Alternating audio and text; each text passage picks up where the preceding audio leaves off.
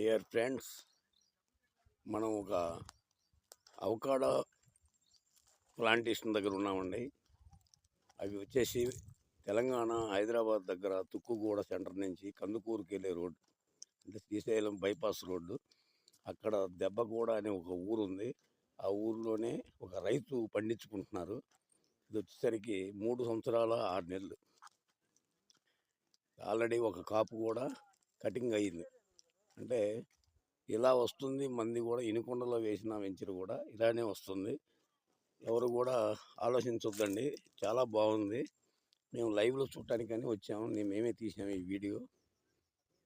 Okay, thank you అండి. మేము చాలా తక్కువగా చెప్తున్నాం, కానీ ఎక్కువగానే వస్తుందండి. కేజీలు కూడా 120 కేజీల నుంచి 150 కేజీలు వస్తుంది ఒక్కొక్క చెట్టు.